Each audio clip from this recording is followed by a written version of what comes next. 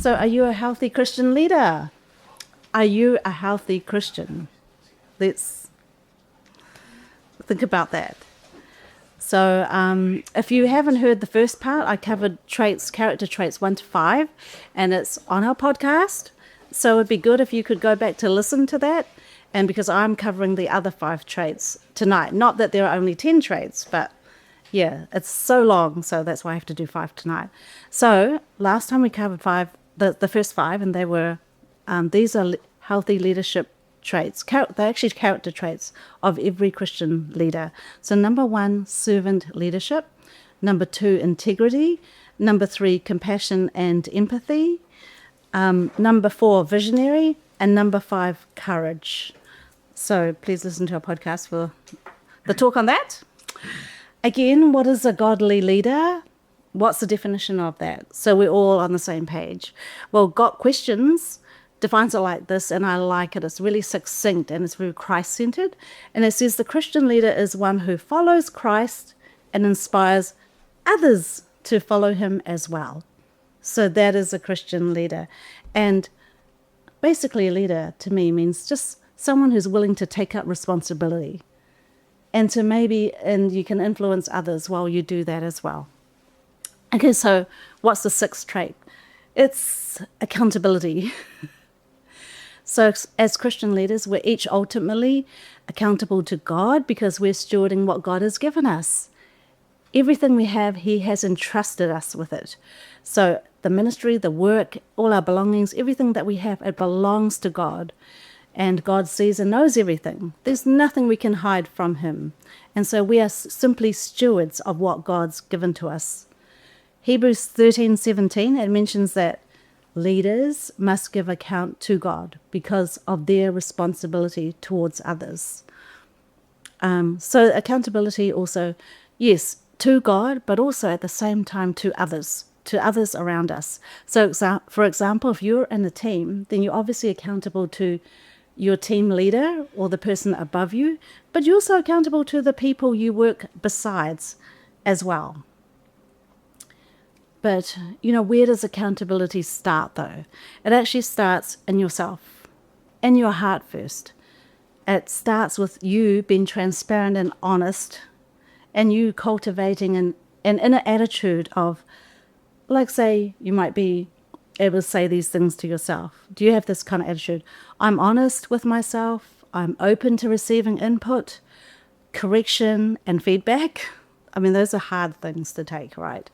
And I'm willing to sit with uncomfortable feelings and truths. Often those truths that I need to hear, and I'm willing to make changes. So that's where accountability actually begins. Because then with this humble attitude, then you are now open. You're like, I give you permission to speak into my life. Obviously you say this to people you trust and respect, right? So the attitude first, and then you actually can give true, honest permission for people to speak into you. Otherwise, it would be too very scary for you, and you would just be quite closed up. So the thing with accountability is that it keeps us safe, trustworthy, and humble. Yeah, so if you're a leader in any capacity, accountability is not an option, it's actually necessary. It's necessary. Why? Because it protects us from harm to ourselves and harming others. So it helps us to learn more about ourselves and others, and we make changes, we grow. And also reminds us that I'm part of a team. I'm not here for myself, with myself. I am a part of the bigger picture. So seeking wisdom and counsel regularly from counselors or mentors or supervisors or those whom you trust and respect, it's just the right and healthy thing to do. And the good thing is, as a leader, right, when you model accountability, you will create a culture where people feel normal to be honest because you're being honest. That, even if you failed somehow, you've made mistakes, you actually feel safe to be transparent. Because that's what the leadership, that's what the culture values, that's what's encouraged. So it's always got to begin with us as a leader. And so it's a place where people grow closer as well because they're being authentic and vulnerable. So remember, we ultimately answer to God, but as well as to the people we serve. Yeah. So number 7, humility. So humility is a cornerstone quality of godly leadership. Philippians 2:3-4 says, "Do nothing out of selfish ambition or conceit, but in humility consider others as more important than yourselves. Everyone should look not to his own interests, but rather to the interests of others." We know these verses well, but how do some Christians misinterpret this? Can be very much misinterpreted. And sometimes it's misinterpreted like this: I always have to put others first. It's not about me. No, it's all about God. It's all about others. My needs don't matter. It's pride. It's selfish to think all about myself. Friends, that is not true humility. Humility doesn't mean being a yes person, like you serving everything and everyone, and you're being a doormat for others to put their demands and their expectations onto you. That's not humility. You know what you're doing there? You are just suppressing who you are. And this has dire consequences. So if we constantly put others first while we deny ourselves, you're going to start feeling invisible. Because deep down, we all have a natural need. I want to be loved. I want to be seen. I want to be heard. I want to be known. These are natural human desires that God created in us to connect with Him, to better connect with other people in healthy ways. So then if you start feeling invisible, you're going to I have to cope with this pain in a certain way. So then it's going to find itself out. It's going to be expressed in different ways, in unhealthy ways. Whenever things go underground, it just comes out in unhealthy ways. So the thing is, when you notice yourself being prideful, it actually could be that you're just defensively protecting that I actually need to be seen. I want to be heard. I want to be known. I have valid needs. So do check that when you feel like, oh, this is prideful, I'm thinking about myself too much. The truth is this: you don't fight for God's love, you accept it. We don't fight for God's love. I accept it. And so the thing is, true humility, it actually flows from a personal relationship with God. A personal relationship. I am connected to God. I'm walking in a deeply embedded understanding because I know I'm loved. I experience it. I know it and I experienced it. And I'm seen by God.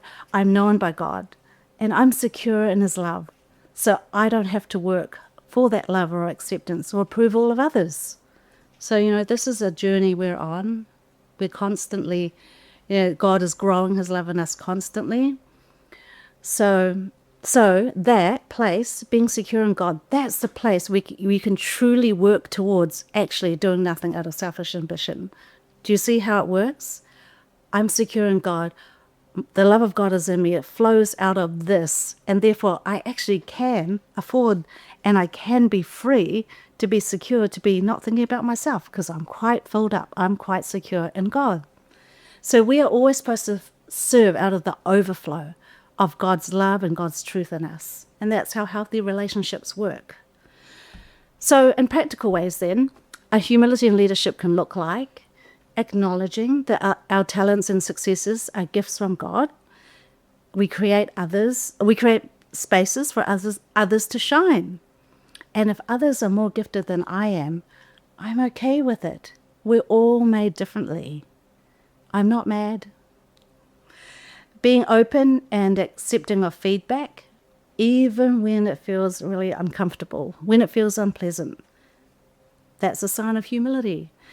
And giving credit where it's due and recognizing team efforts. So when you lead with genuine humility, you're role modeling, making space for others. Others can shine. I can release them into their giftings and I point others to God, not to myself. So this actually fosters a collaborative culture. Everyone wants to work together. Everyone feels valued and they feel motivated to excel for God's glory, not their own glory. Okay, so the 8th trait is wisdom. wisdom. So Proverbs 9-10, the fear of the Lord is the beginning of wisdom.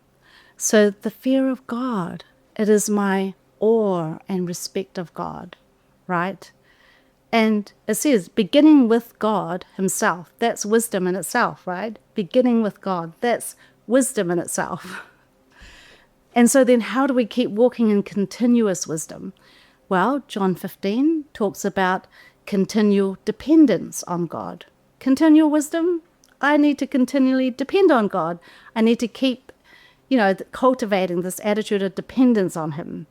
We're just keeping our top affection for him, keeping our hearts and minds open to him, and especially in times where it's really painful, it's really difficult, and all I feel like is to blame him or other people. And also, why do we seek God's wisdom in other times? Because we're limited in our knowledge. Obviously, we know our limits as a human being. I'm limited in my understanding, so I always need to seek God's help and guidance. And also, our own perspectives can be quite biased or untruthful, right? Yeah. And this is the beautiful thing with wisdom, is that when we see something from God's perspective, we can see something we never saw before. Like it was always in front of us, but I never saw it before until now. Until it drops, the penny drops, the understanding drops, the revelation drops, right? I'm sure you guys have come across times like that. And then it just kind of recalibrates us, and it changes our attitudes. So wisdom from God gives us clarity, direction, and guidance. That's why I want to seek God. It gives me clarity, direction, and guidance when I'm feeling confused and everything's muddy and I'm being pulled this way and that way. God, what do you say? God, show me. God, lead me. God, would you speak to me?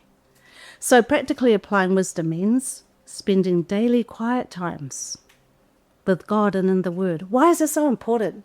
In this day and age of just distractions on our devices, you want to put that aside so you can actually focus on just being with God in his presence, in his truth. And, make it into a habit. We say this all the time, but how many of us actually do that? Seeking counsel from other godly leaders, that's seeking wisdom. Applying biblical principles to your ministry or your work, that's biblical wisdom. And also using godly discernment and decision making.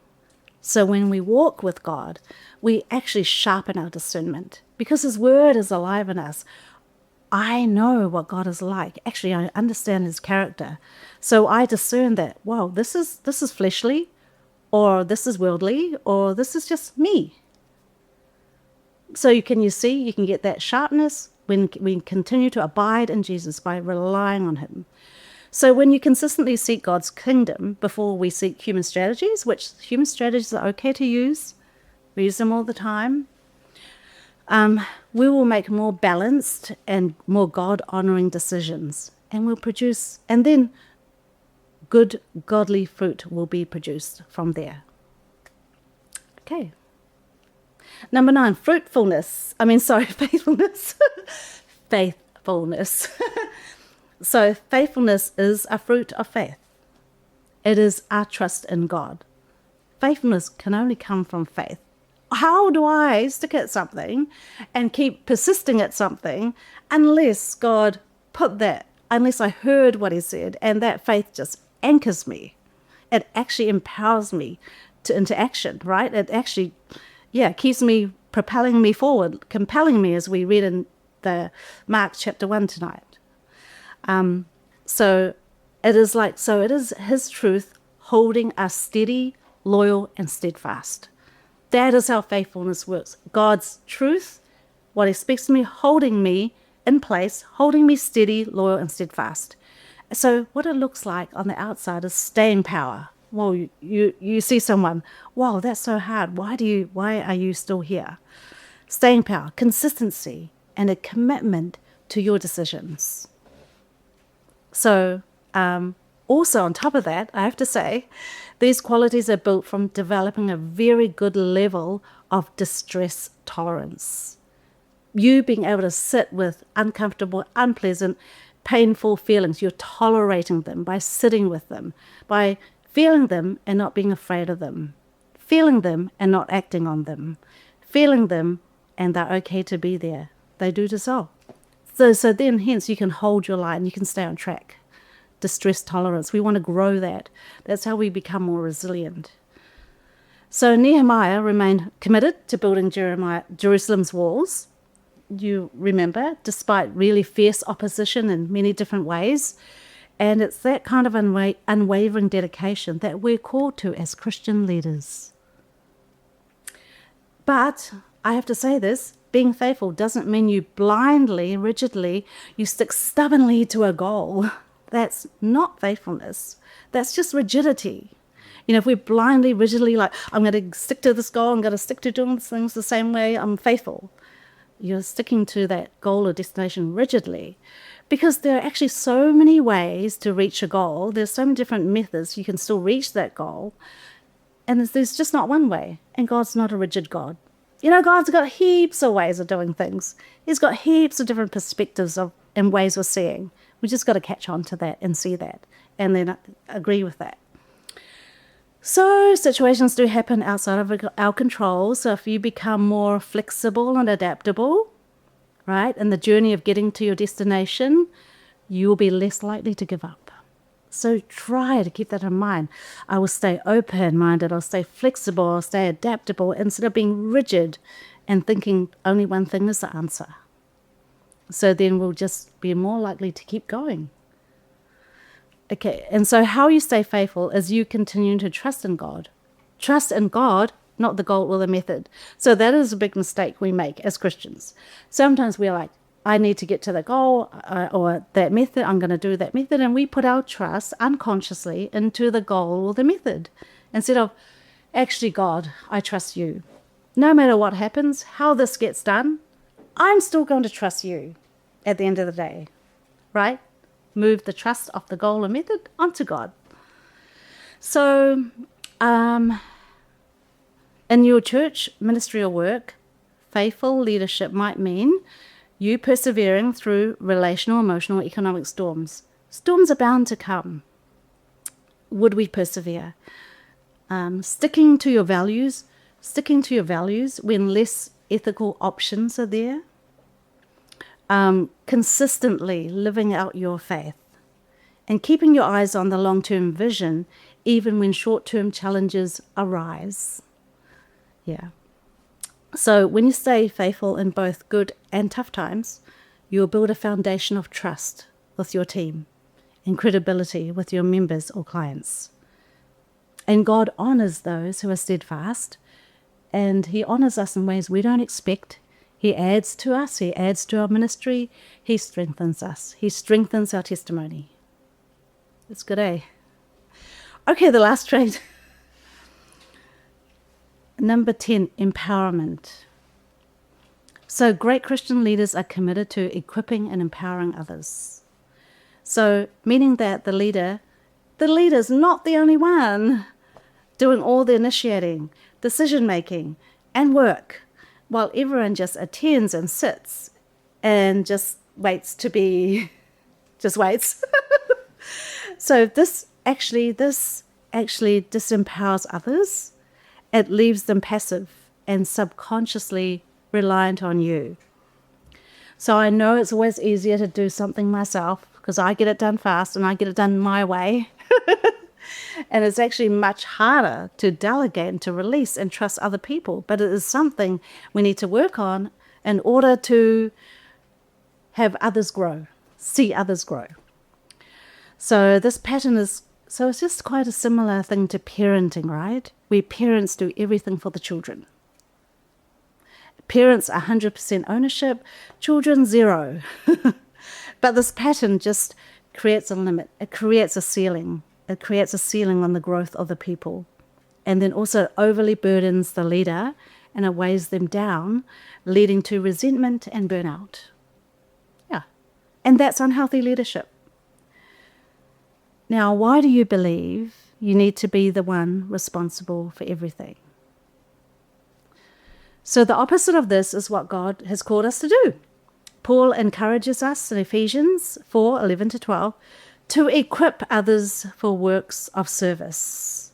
So it's about multiplying our impact, expanding the kingdom, into investing into others, investing into others, releasing them into their gifts and callings. So empowering leadership can look like this. It looks like trusting others, delegating and assigning and letting others do what they can, seeking opportunities to release people into their ministries. It means mentoring and developing team leaders. It means providing opportunities for growth and stretching. It means fostering a culture where everyone is encouraged to serve and where their heart is, what their gifting is, what God has put on them. When you focus on empowering others rather than building your own thing, you multiply your impact exponentially. That's true, isn't it? So the leaders you develop today will experience their growth and fruit, expanding the kingdom and influencing others far beyond what we could ever do on our own. And that's what it's all about, advancing the kingdom. So this brings us to the end of our talk on healthy leadership traits. I hope it's been useful. Yeah, do listen back to the first podcast. Okay, let's recap these again for those of you who've been listening very well. Number 1, servant leadership. Number 2, integrity. Number 3, compassion and empathy. Number 4, visionary. 5, courage. 6, accountability. 7, humility. 8, wisdom. 9, faithfulness. 10, empowerment. So, considering these traits, I know I went through them really fast. Is this the kind of leader you want to be? Do you want to develop these traits as you journey with God? The Christlike traits. We all want to be like Christ and lead others to Christ as our end goal. Okay, I'm done here. Does anyone have any questions before we go into groups? And I've got some really good discussion questions for you guys.